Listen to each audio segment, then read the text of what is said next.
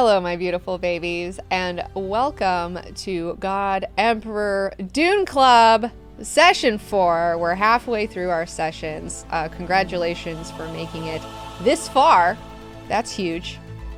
Let's get into our Session 4 here.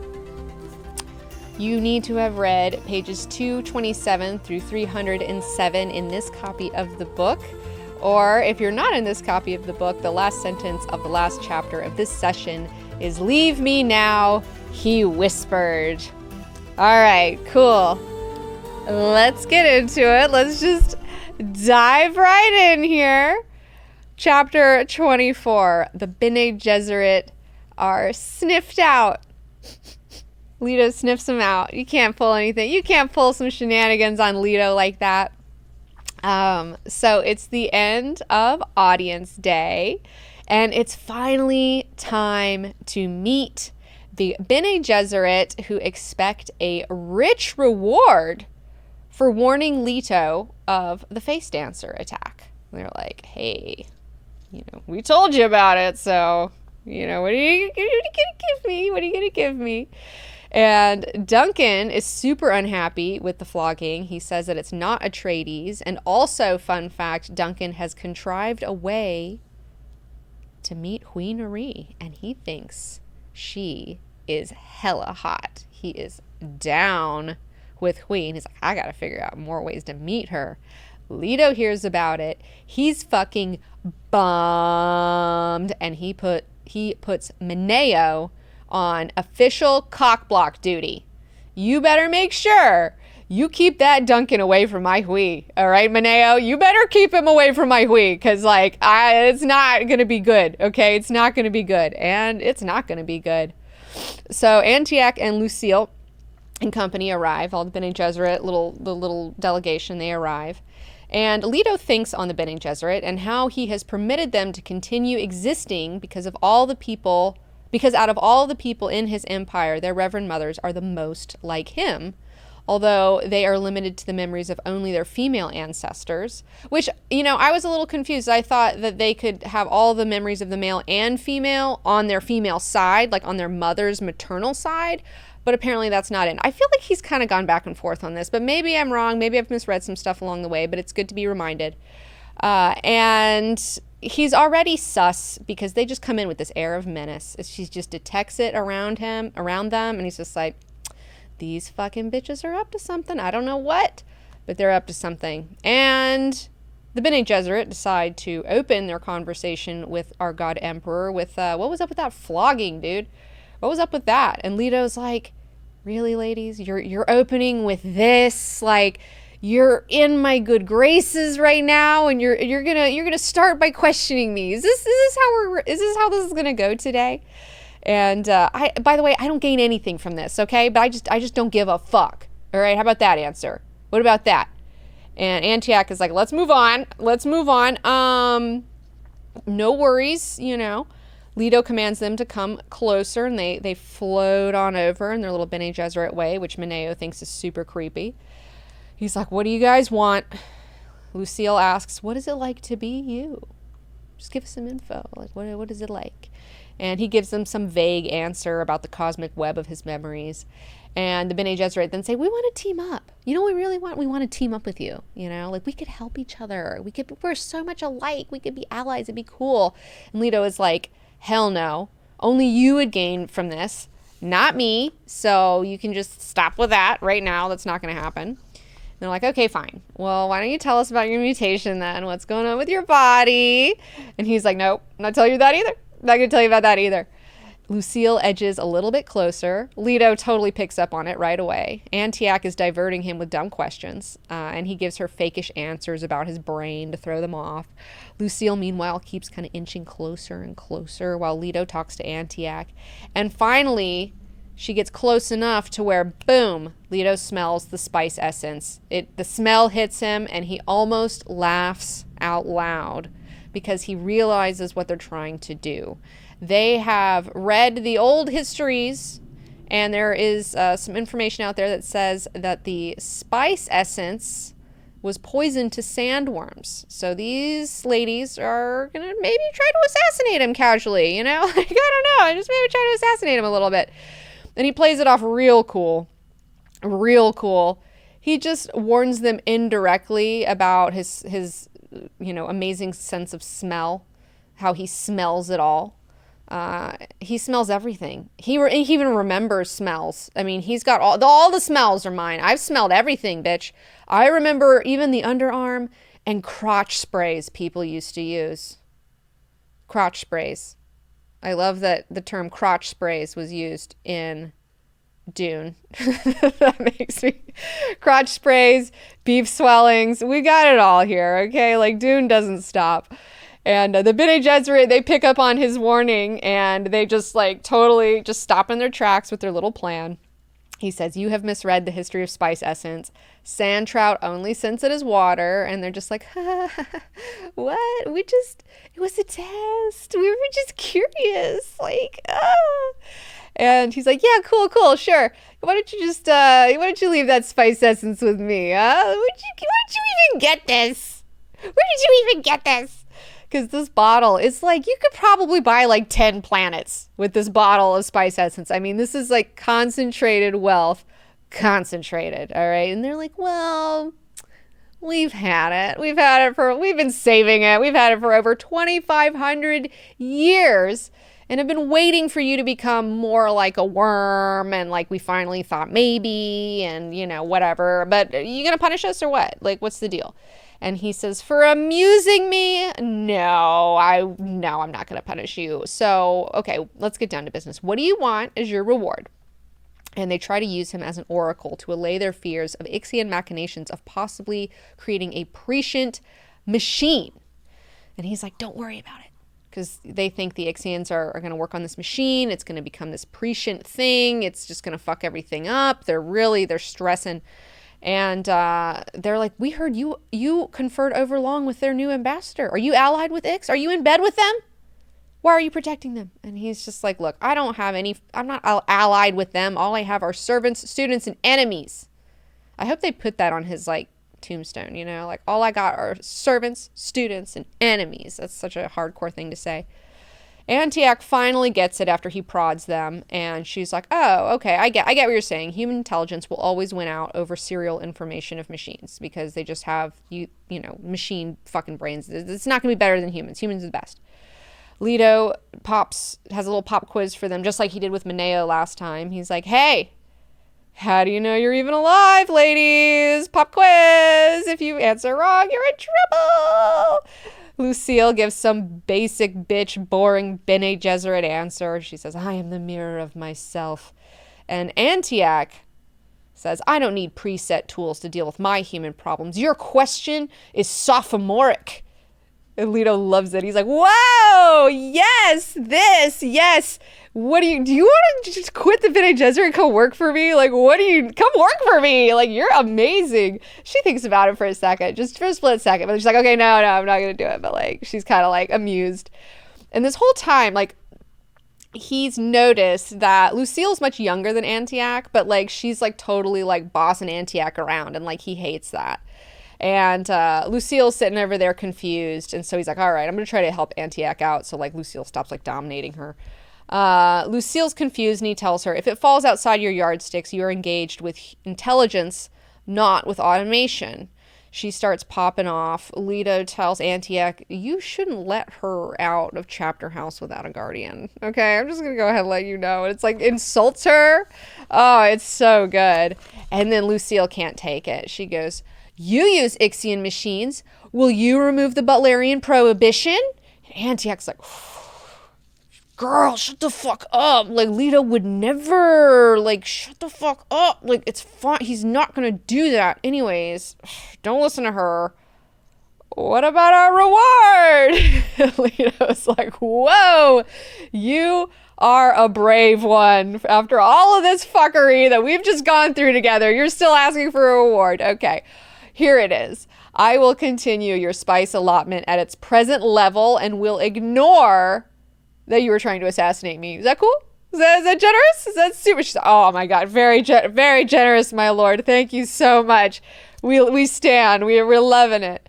Duncan strolls in and reports that there has been mayhem in the city since the flogging and in the Forbidden Forest.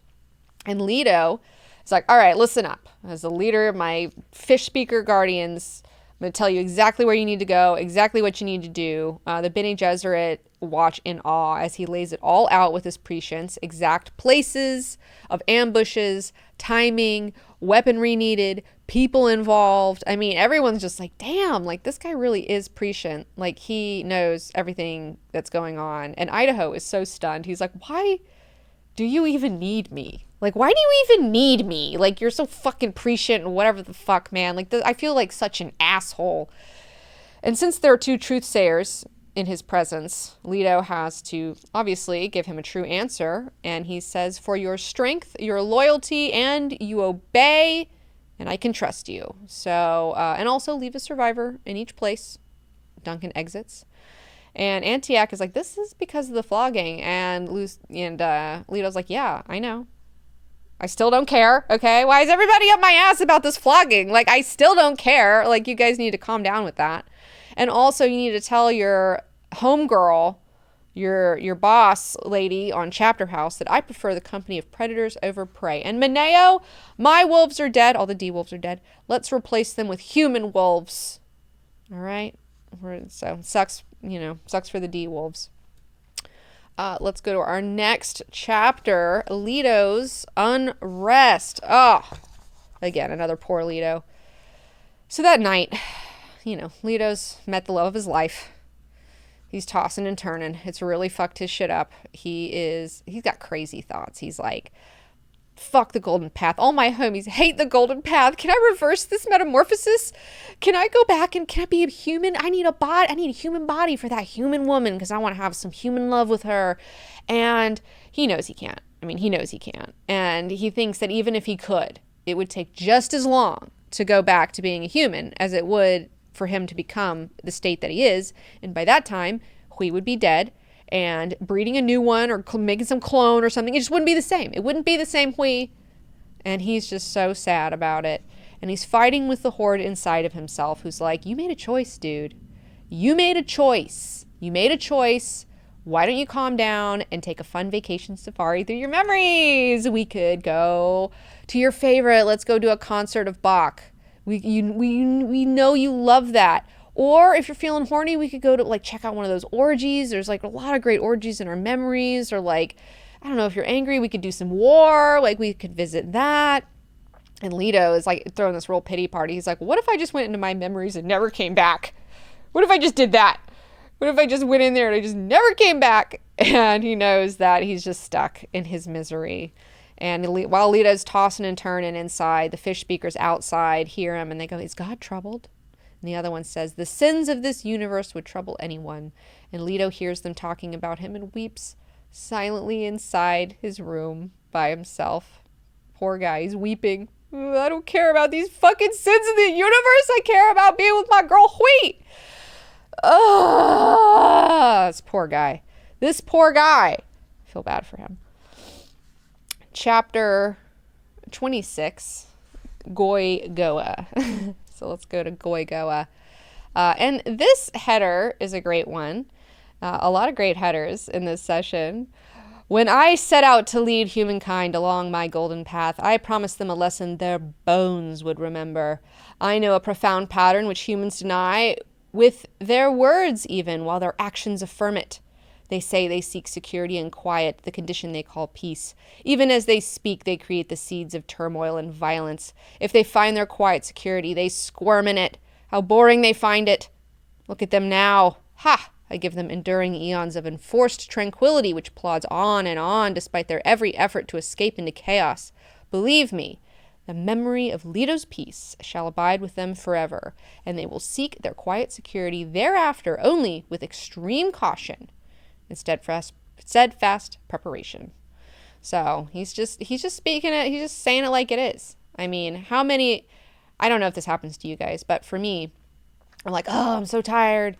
I just need a day off. I just need to rest. I just need to chill out, And then like if like I'll be like trying to chill out for a day, and then I'll just start getting bored, and then I'll like want to go do something or start a new project, or like I don't, it's like I just can't sit there, it's just like I can't sit there and just rest. It's really hard. It's really hard, at least for me. And he just wants us to stop being hypocritical about it. It's like, stop being hypocrites, stop saying you want peace. You don't want peace. You're crazy. You're out of control, humankind, and that's the last thing you want. So just stop pretending, and let's grow up. Let's grow up and stop lying to ourselves. So Duncan and Siona have been trundled off in an ornithopter to get them out of the city while shit is spicy and on. You still have the rebels and some other face dancer attacks going on. It's popping off. But really, this is just an excuse to get these two together and try to get them to breed. Because you know how Leto wants these two to get together. And sullen Siona reminds Duncan of himself in his first days of bitterness towards the Harkonnens, after the Harkonnens had fucked him over and he had just, like he was ready to he was so pissed. And he wonders, like, what is she so pissed about? Like, I don't get it. And she is the direct opposite of gentle Hui, who Duncan cannot stop thinking about. Problematic. Meanwhile, Siona's just playing the silent game with him. She's giving him the silent treatment. So he's like, well, fuck her. I'll give her the silent treatment. I don't give a shit. He looks down below. There's some Thorses, 6-legged horses that were designed to help the walking population. That's easier to control. So, you've got some Thorses for people. They need to pull some carts. Siona tells Duncan to order the fish speaker pilot to take them to Goigoa for a shitty little surprise. Fun fact, Goigoa was Shulok Jacarudu, and one of Leto's early brides came from there when he still had a man shape. But he hasn't had a bride in over 1,000 years. I would love to learn more about Leto's brides. I would love to learn more about Leto's brides over the years. I wish we could get some of that. Maybe, I don't know. I don't think it's in the Dune Encyclopedia, but maybe I should look in there and see what I can find. So they touch down. They're in this cute little village. Siona's like, let's take a stroll, takes his arm. Let's walk around. And Duncan's like, okay, like, what are you up to, bitch? Like, this is, whatever it is, it's whack. A little kid runs up to Duncan, looks at him, says, you're not my dad, runs off, really bummed out. And Duncan's like, oh no. Oh, that's one of my predecessor's kids. Oh, the Duncan before me, that's his kid. Like, fuck. And, oh gosh. He's so bummed. And she's just like, he's like, why is this why you brought me here? To show me this kid? Like, what do you want me to do about this? Like, I don't know, like, why you're punishing me right now, lady. Like, this, like, what the fuck? And she's rethinking her whole strategy here. She's kind of like, oh, I'm sorry. Like, this actually kind of sucks. I didn't really think this through. I was just kind of being a bitch. And they proceed to argue about Leto. He's just like, why are you so fucking bummed on Leto? Like, it's fine. And she's just like, he's got us in time out. Like, we're grounded. Daddy's worms got us grounded. And, like, oh, this is the worst. So they end up walking over to old Duncan's baby mama's house, and he sees her in the window because Duncan's like, what kind of a woman? Like, I mean, of course you'd be curious of like who your clone was with. He sees her in the window. She's a Jessica lookalike. She looks just like Jessica. That's what it is. She's a Jessica lookalike. She was a fish speaker. He does not go in, thank God. The teen son comes out. So he fathered many children on this chick. A teen son comes out and confronts him. He's like, you're the new one. Why are you here? What the fuck, dude? And he's just like, this is not my idea, kid. All right? Like, and the kid's like, cool. All right, then just leave. Can you just fucking leave? And so they leave. And while they are leaving, Duncan thinks about the fat little Carino that he had a fish speaker assassinate and how just surreal everything is. Because remember, Leto was like, oh, have him kill that Carino. And so then he goes to kill the Carino, but then he just sees this like fucking lame dude that's like not even worth killing, and he just has a fish speaker do it. And then Mineo was like, why didn't you do it? And he's just like, bro, this whole thing's weird, you know, like it's not like I don't give a fuck. It's just this, everything is surreal right now. He's like, let's just go to our quarters. I'm tired. I want to be alone. And Cyano lets him know that the fish speakers will be quartering them together because the worm wants them to get busy. And Duncan's like, well, no.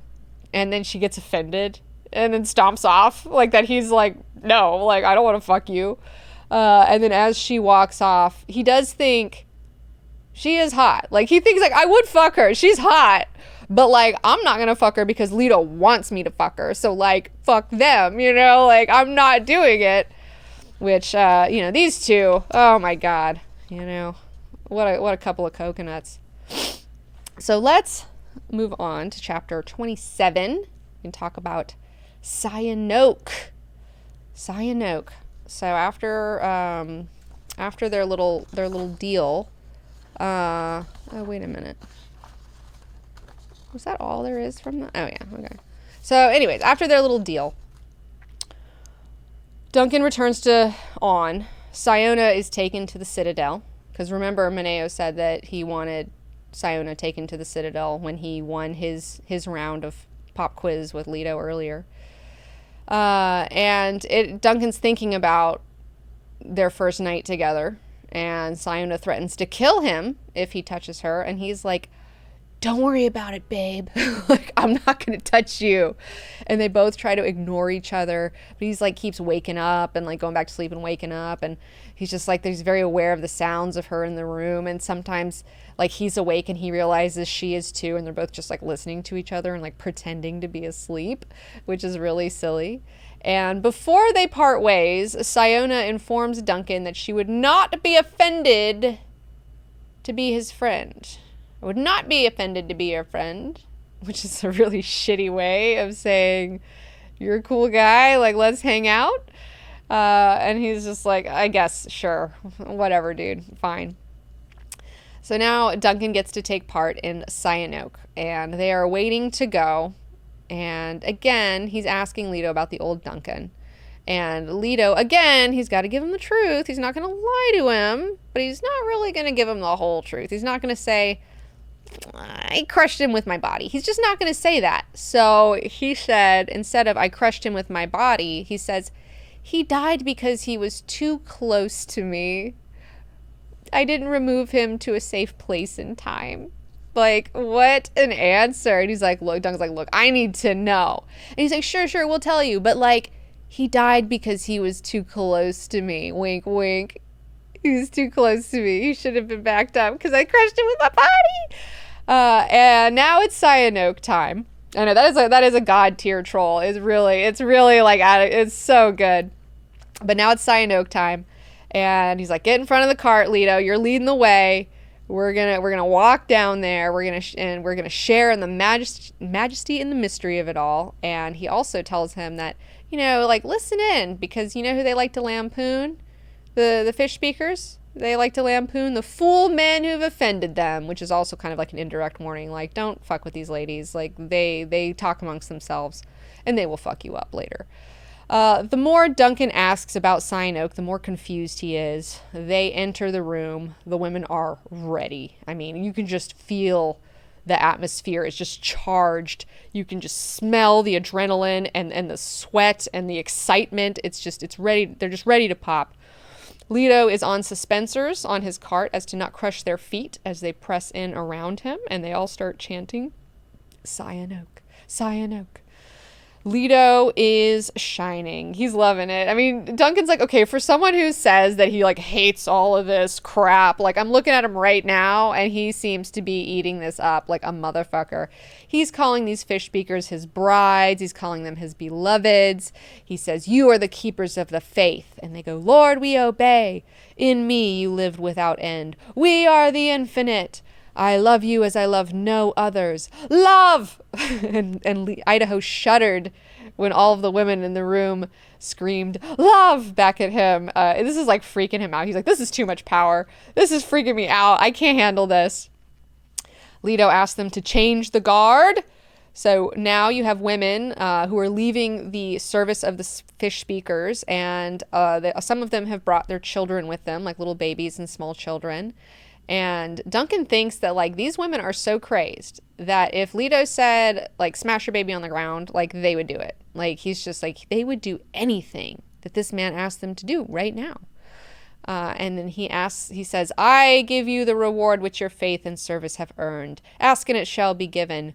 They say, it shall be given.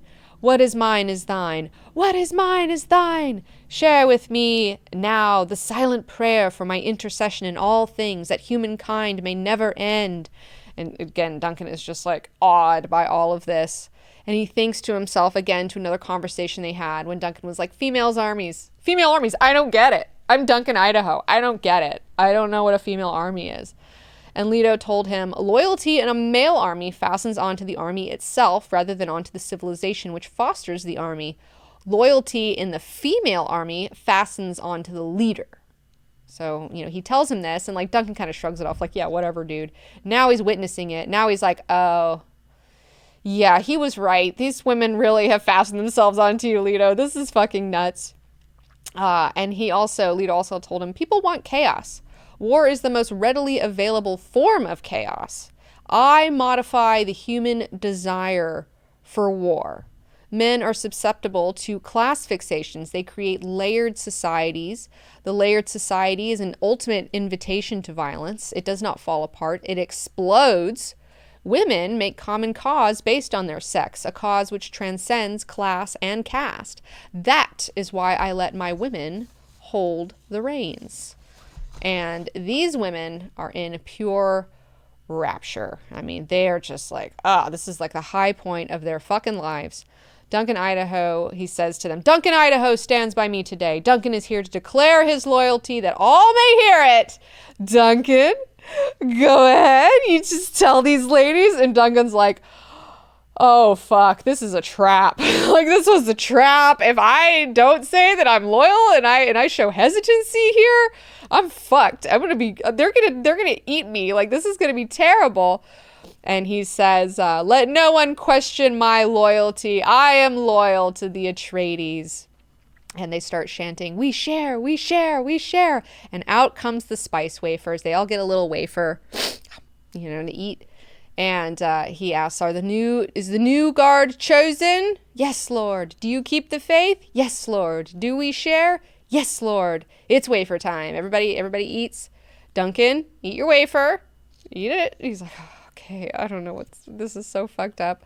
Then Leto pulls out Paul's Chris knife, and he says, this is the talisman of our lives, the knife of Muad'Dib, the tooth of Shai-Hulud.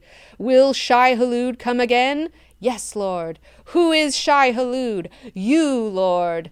And, this whole thing is Leto is guiding humanity to grow the fuck up. That is the golden path. That's what it's all about. And we go back into his discussion. Again, Duncan's thinking about their discussion about male and female armies. And Leto tells him that how male armies, how rape was the payoff. And it kept them immature. So it's like you have back in the historic days. I mean, even I'm sure today this is still happening. But you have people that conquer other people. All the women get raped in the village. That's what's happened throughout history. Again, that's probably still happening today somewhere. It's happening. It's a thing. But it keeps them locked in this adolescent, immature phase. Whereas his fish speakers, his female army, his Huris, go out and they have sex with aggressive randos to quell their violence, which technically is submitting to a form of rape because they're going out and having sex with dudes that they don't know these fucking guys. Like, these guys are the enemies. They're having sex with the enemies. But it is like this mirrored version of it where instead of something being taken, they're the ones doing the taking. The sex is still happening. But this time the women are taking the power away from the men, and it's converted, redirected, and into the binding of the males. They supervise the maturation of males, and they find their own maturity, eventually becoming mothers and wives with their violent drives weaned away from their adolescent fixations. So I thought that was really, it's a rape inversion, which I think is really fascinating. And I mean, he was talking about how women, were learned at the hands of men. Well, now men are learning at the hands of women. So, that's what we're doing now, which I think is just a really fascinating idea. And of all the kids, like Duncan keeps thinking about all these kids that are here, especially the male kids. He's like, man, these babies and these small children, like this memory is just going to be imprinted in them, and they're just going to be female dominated their whole lives. Like this whole thing is just going to like really like just be in there and like fuck with them in weird ways. And he also realizes that all the kids here will probably be rewarded with positions of power, and they'll have some sort of sick fucking job when they grow up. And he thinks to himself, what is Leto offering me? Like what am I here for? What is this? And he's like, hey, snaps him out of it. Duncan, it's time to go. We're going to roll around the room. We're going to let these women touch us. And so they start walking around, and all the women are just putting their hands, like just getting a little touch of that cart, getting a little touch of Leto, getting a little touch of Duncan. And Idaho he's just shook by all of this. He's just shook to the core. Chapter 28. Leto pops the question, kind of. So, header, the problem of leadership is inevitably who will play God. That's actually on our bookmark for this our God Emperor bookmark. Hui is hanging out with Yake, her assistant. We saw him earlier in the book, and she has been summoned by Daddy Leto, by a fish speaker and a Bene Gesserit woman, Antiac, Reverend Mother Antiac's in the house, and she is, she goes with them. She's like, okay, I'm going. See you later, Yake. I'll be back. She's walking down this deep spiral staircase. It's like she's getting dizzy, and they're just going deeper and deeper. And she's just like, where the fuck are we going? The fish speaker's like, Leto's private room, And while they're walking down there, she starts thinking about how hot Duncan, Idaho is. And she's just like, hey, wouldn't it be cool if, Leto had, Duncan's face and body? That'd just be perfect. If we could just take, the dumb Duncan brain out and put, Leto hot brain in, and then just keep Idaho's hot body. Which, again, this is not going to be good. And they finally get to the door. She goes in. Leto he's on his cart. He's always on his cart. He makes it kind of to seem like he can't be off the cart, He's on his cart. He's in a sunken part of the room to make him seem like he's on the floor, though. Make him seem like he's chilling. He invites her to have a sit. He's like, oh, hey, Hui. Come have a seat. How's it going? She says, she gives him a little report. She's like, well, I contacted Ix and I told them what you said about me being the permanent ambassador. And also I asked them about my age. And I'm really excited. I hope that they give me an answer.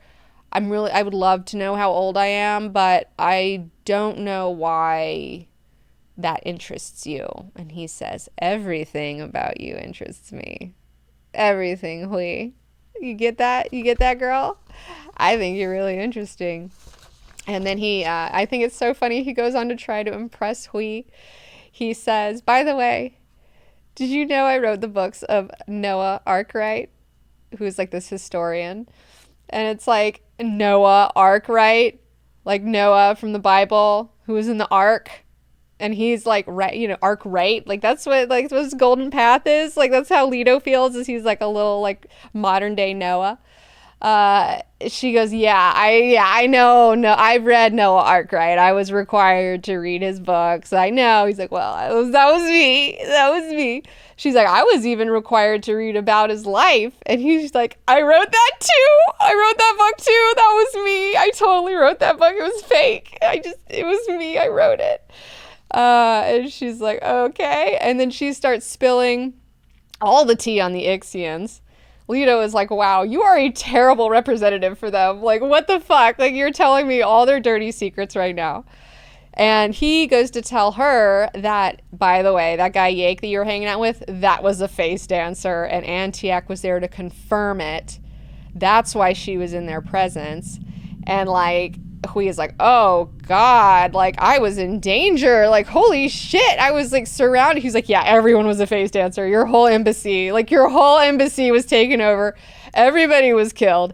They were going to kill you too, but the only reason they delayed in killing you is because they know they would have to like really have a perfect copy of you, but they don't know if they can pull it off because I'm the ultimate, I can sense shit, like, so they don't know. So that's why they didn't kill you, but like you were going to get killed. And she's like, holy shit.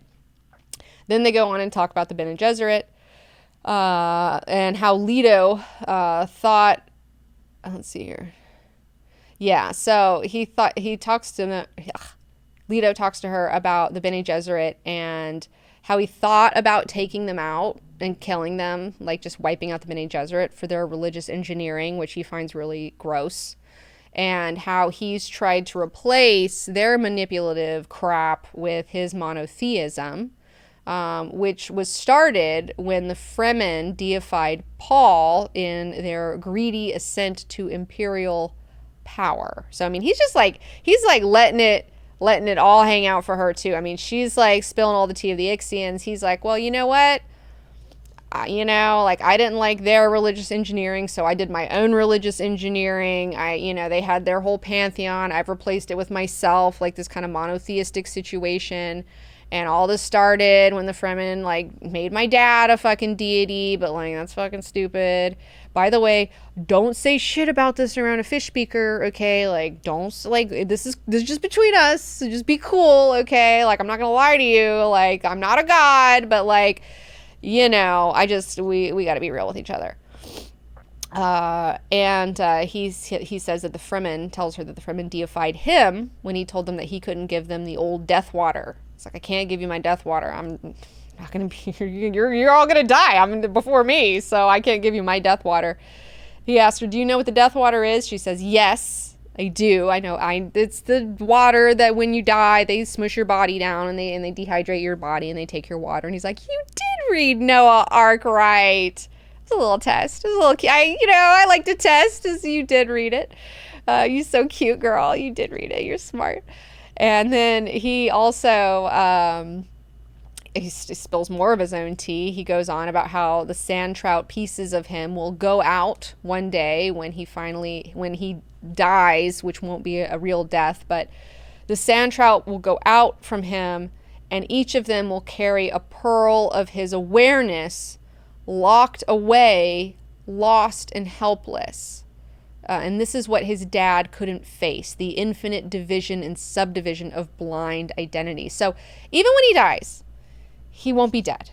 His awareness will be chopped up into all these little sand trouts, and they'll just be locked in these weird little animals. And then some of those animals will turn into sandworms. And, he keeps talking about how he's going to, there's a whole new breed of sandworms that are more aware. Well, they're more aware because of his awareness. And so he's still kind of alive. His consciousness is still locked here, which is like, oh my God. And Paul was just like, I can't do this. I don't want to do this. I don't want to do this. I can't do this. And, I left it to Leto to have to deal with it. And so she's freaked out. She's like, that's horrible. You're still going to be conscious. And he's like, kind of, but like aware and an endless dream inside sand trout and sandworms. It's kind of yes and no. And she's like, dude, why are you telling me all of this? Like, they could use this information against you. Like, please. And he's like, well, will you tell them? She's like, no. And she asked, could you still communicate through the dictatel? Because the Ixians gave him that machine where he can think and then, it writes down his words. So it's like, well, maybe you could still communicate and have some sort of situation through that. And he's like, no, my consciousness will just be too diluted. Like, it'll be so diluted in such little pearls, like little pieces. It's just not going to be strong enough for the dictatel to pick it up. But you're really cute, though. Thanks for thinking of that. And what can I give you, baby girl? What can I give my little gentle Hui? And she asks him, explain your religion to me, please, Daddy. Why don't you just tell me about your religion? And he tells her that my religion revolves around me like a planet around its sun. I see the future, and I saw that this whole worm thing saves humanity from destruction, which is, dare I say, a holy task.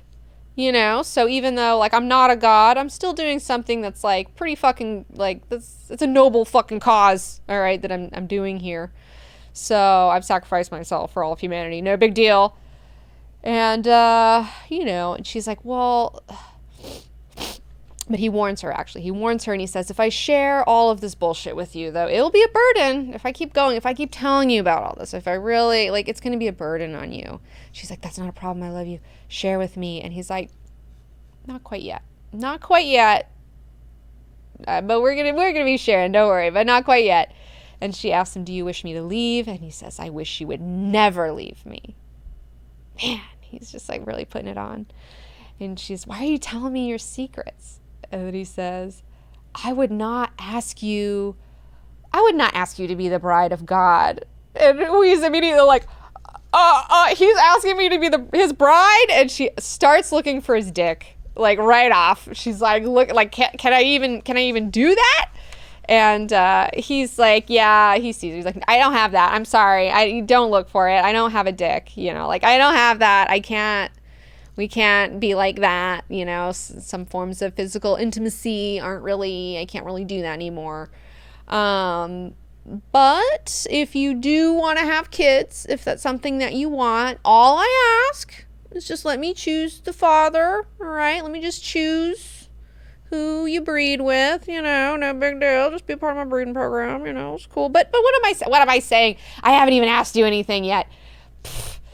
We'll talk more at the Citadel. Don't worry. I'm getting ahead of myself. Let's talk about this later at the Citadel. I will ask you to come over, and you got to come over, and we'll fucking talk it out.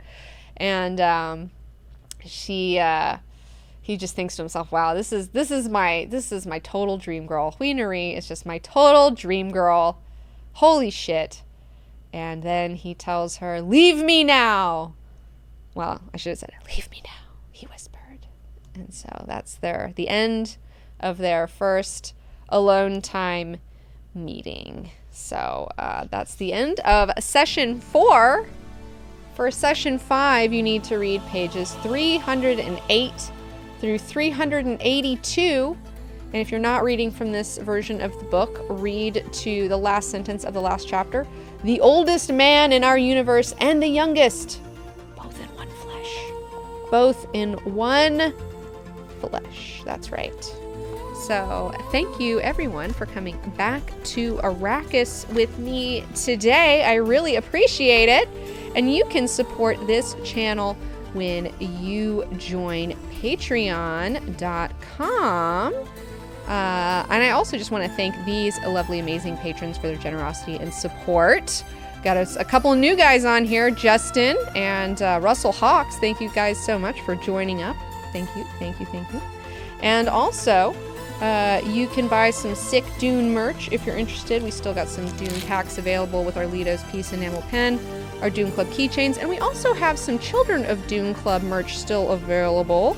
If you want a signed Abomination Alia print, we still got a few of those 8x10s laying around if you're interested. So yeah, thank you everybody so much. And now we're going to get into the Q&A session. And for those of you who want to watch the Q&A session, you can do that on twitch.tv/DanikaXIX. You can just check out this broadcast, check out the VOD. Thank you so much for watching. We'll see you next week.